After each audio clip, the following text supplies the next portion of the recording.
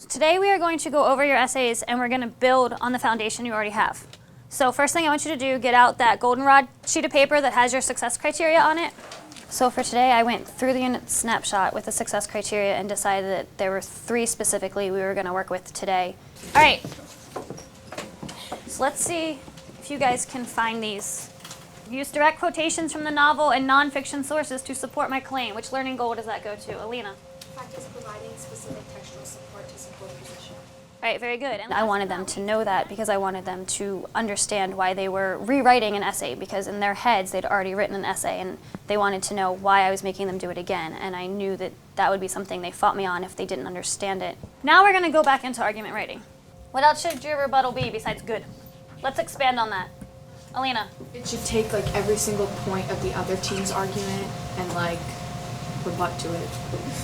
And I also want them to understand what it is that they're learning as far as argument writing, and they can go, oh, well, I've learned to do this. So it helps them break down, like argument writing is a big piece, so overall it helps them break down those smaller pieces of learning progression. Here's what I want to do. We're going to switch gears a little bit. If you are facing backwards, turn your bodies, turn your chairs. I want to show you an example of an essay that has a very strong intro paragraph and first body paragraph. One day, it is Atticus who goes to her house, and he stays for most of the day. When he returns home, he tells Jem that she has died. What makes it a strong body paragraph?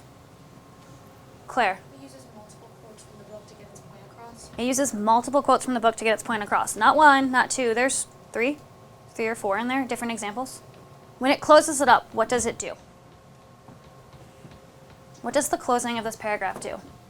It ties back into the introduction. It ties back into the introduction and thesis.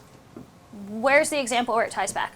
Claire. When it talks about the agape. When it goes back to talking about agape, which is the Greek word for love.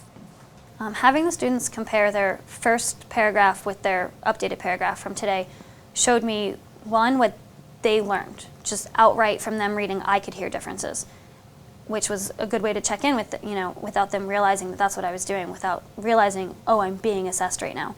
All right, so tell me tell me what you fixed and how you fixed it. Well, in my first paragraph, I didn't add like evidence to support my claim, so it wasn't as strong. So when I fixed it, I added like an example and like it made more sense for the reader to understand what I'm trying to get through. Okay, what else did you fix? And then in my last paragraph, I fixed like my word choice because I kept using culture and then like bad, like instead of using relating to, I used according to, and it didn't make sense in the sentence. So just fixing like repetitive words made it easier to understand. Okay, can you read me the first draft of your conclusion and then the second? Yeah. An author should not write about another culture that is not his or her own because he will make the wrong assumptions and values and wrong estimations of. It also allowed them to feel like I've improved upon something and I'm not afraid to share it. It's what I call you tell me. It's what you learned today. You tell me what changed for you. And I feel that I got that from each student that I checked in with. Very good. All right, what did you learn going from point A to point B? I learned to like clearly describe like my claim because like in here it was like, just run-on sentences of like what I was thinking, but in here like I included like bias and like how like you compare the cultures to like your custom and stuff. It's easier for the reader to like understand and comprehend what I was trying to say. Very good. From that process, especially telling me what they learned at the end after reading both paragraphs, it shows them what they've improved upon today. It shows them what they are truly capable of doing when they put forth the time, the effort, and use the skills they've been handed. All right, so connecting, intro and conclusion. I came back to the success criteria at the end of class today so that the students could reinforce what it was that they learned and allow them to understand their success criteria.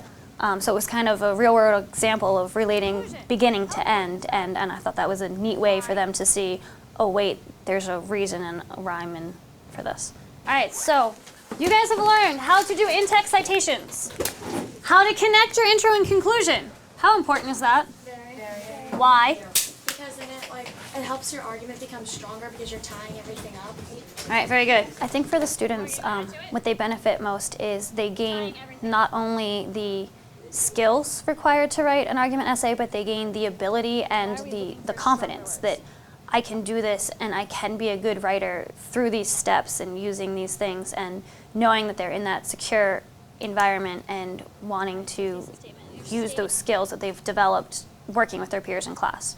They're gaining confidence, and it's easy to see through when I ask them at the end of a class, okay, someone share with me your first paragraph and then share with me your revisions and how it changed. And to have volunteers or to have a couple that are willing to do it, it shows me that they're gaining that confidence and they know their skills are improving.